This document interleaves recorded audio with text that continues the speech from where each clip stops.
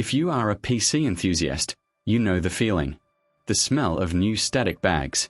The weight of a high-end GPU. The satisfaction of peeling the plastic film off the glass. I am a 22-year-old college student working 2 jobs. For the last 2 years, I saved every spare dollar to build my endgame rig. Last weekend, I finally ascended. The specs were monstrous. An Asus ROG Strix RTX 4090 OC edition, that's $2,000 just for the card, an Intel Core i9-13900K, 64GB of G.Skill Trident Z5 RGB RAM, and a 2TB Samsung 990 Pro SSD. I housed it in a Corsair 5000D airflow case. Total cost after tax? Just over $4,500. I had just finished the build. It was glorious. The RGB lighting was synced to a slow, breathing pulse of cyan and magenta. I had the tempered glass side panel off because I was running Cinebench and 3D Mark stress tests to check the thermal paste spread and airflow before sealing it up. The fans were spinning at 100%. The room hummed with the sound of raw processing power. Then, my doorbell rang. It was my Aunt Karen and her 8-year-old son, Timmy. They were dropping off a birthday card for my mom. "Oh, wow!" Timmy shouted, sprinting past me toward the glowing lights of my room. "Is that a computer? Can I play Fortnite?" I ran after him. "No, Timmy. It's running tests right now. You can't touch it." Timmy was holding a large, brimming cup of grape soda. "No leave."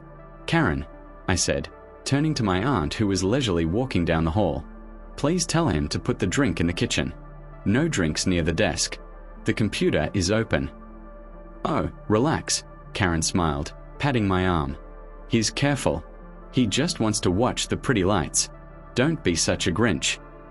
"I'm serious," I said, turning back to Timmy. "Timmy, put the cup down on the dresser over there. Not on the desk." "Okay." Timmy chirped. He set the cup on the edge of the desk, right next to his elbow, while he leaned in to stare at the spinning fans of the GPU. "No, not there." I started to move toward him. It happened in slow motion.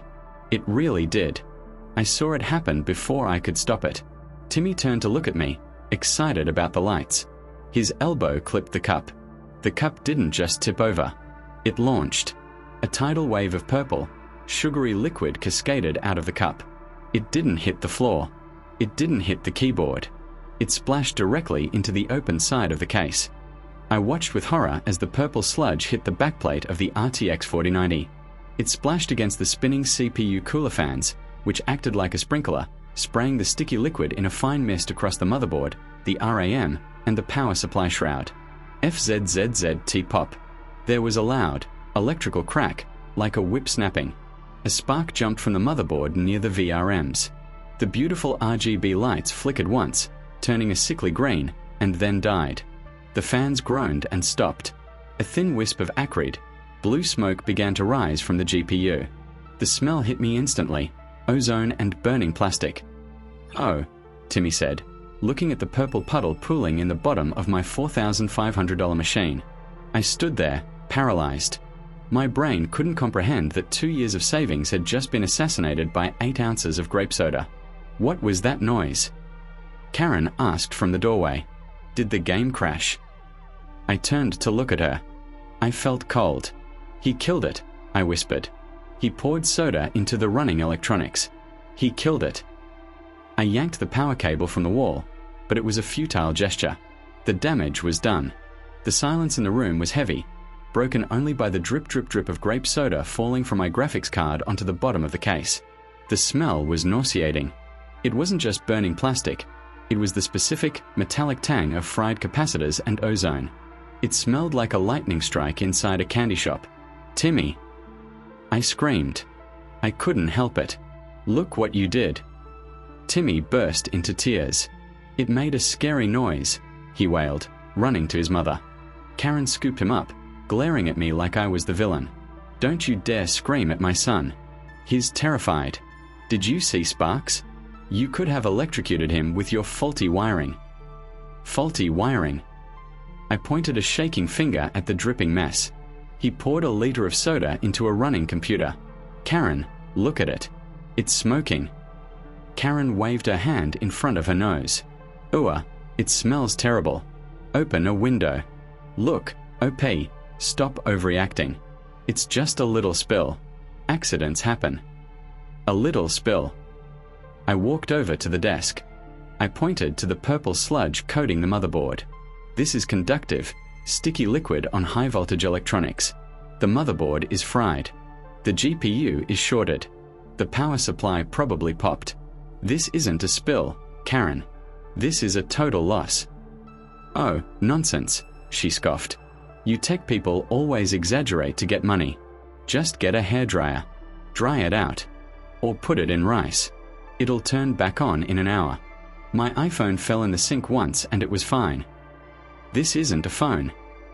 I yelled. And soda isn't water. It's sugar. It corrodes everything. Even if it turns on, which it won't, because I heard the pop, it will corrode in a week. It's dead. Well, maybe you shouldn't have had the side thingy off, she snapped, shifting the blame effortlessly. Why was it open? Computers are supposed to be closed. If you hadn't been messing with it, the plastic would have protected it. This is your fault for having a broken computer. I felt like my head was going to explode. It wasn't broken. I was testing the airflow. That's how you build them. And I told him, no drinks. He's 8, she shouted back. He forgets. You're the adult. You should have moved the cup if you were so worried about your precious toy. It's not a toy, I said, my voice dropping to a low, dangerous register. That graphics card alone cost $2,000. The whole system is $4,500. And you are going to pay for it. Karen laughed. It was a loud, disbelief-filled cackle. $4,000. She shook her head. Up, stop lying. I bought Timmy a Chromebook for school and it was $200. Computers are cheap. Stop trying to scam your own aunt. This is a workstation, I said.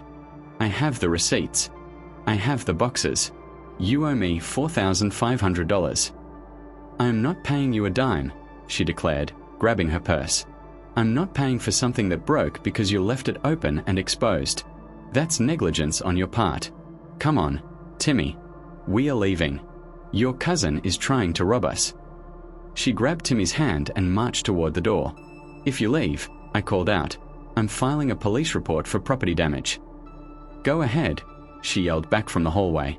Tell them you spilled soda on your own computer and tried to blame a child. See who they believe. The front door slammed. I stood alone in my room. The RGB strips were dark. The fans were still. The purple puddle on the bottom of the case was spreading. She thought I was bluffing. She thought computers were $200 toys. I pulled out my phone. I took a picture of the spill. I took a picture of the smoke residue on the GPU backplate. I wasn't going to use a hairdryer. I was going to use a lawyer. I didn't turn the computer on again. I knew better. The next morning, I carefully packed the sticky, grape-scented tower into its box and drove it to a high-end PC repair shop called the Rig Doctors. I knew the owner, Mike. He wasn't a Geek Squad guy. He was an engineer. When I put the case on his counter, he sniffed the air. Grape soda, he asked. Grape soda, I confirmed. He opened the case. He took one look at the purple residue coating the PCIe slot and the burn marks on the motherboard VRMs and shook his head. It's a murder scene, Mike said. He ran a diagnostic on the individual components using his test bench. The news was catastrophic. The GPU is dead, short on the 12V rail. The motherboard is toast. The CPU might be okay, but there's residue on the pins, so I wouldn't trust it. The RAM is sticky. Honestly, the only things salvageable are the case fans, if you clean them, and maybe the SSDs if the liquid didn't reach the M.2 slots. He wrote up a formal damage assessment. Diagnosis: catastrophic liquid damage resulting in multiple short circuits. Repair status: beyond economical repair. Replacement cost: $4,650, parts plus labor plus rush fee. The confrontation. I sent a digital copy of the invoice to Karen. Subject: reimbursement for damaged property. Karen, attached is the official report from the repair shop. The total is $4,650. Please let me know how you would like to pay. She replied instantly with a laughing emoji. Rolling on the floor laughing, you are hilarious. I'm not paying $4,000 for a computer. I told you, buy a hairdryer. Stop harassing me or I'll tell your mother. My mother, for the record, was on my side once I showed her the smoke marks. She told me to do what I had to do. So, I filed in small claims court. The court date. Karen showed up without a lawyer. She brought Timmy's Chromebook as a prop. Your Honor, she told the judge, waving the $200 laptop. My nephew is trying to extort me. This is what a computer costs. He claims his supercomputer costs as much as a used car. It's a scam. I walked up to the bench. I handed the judge the itemized receipts for every part. The RTX 4090, $1,999. The i9, $580. The motherboard, $700. I handed him Mike's damage report detailing the catastrophic liquid damage. The judge, a younger man who clearly knew what an RTX 4090 was, looked at the receipts. He looked at Karen. The judge said, "This is not a Chromebook.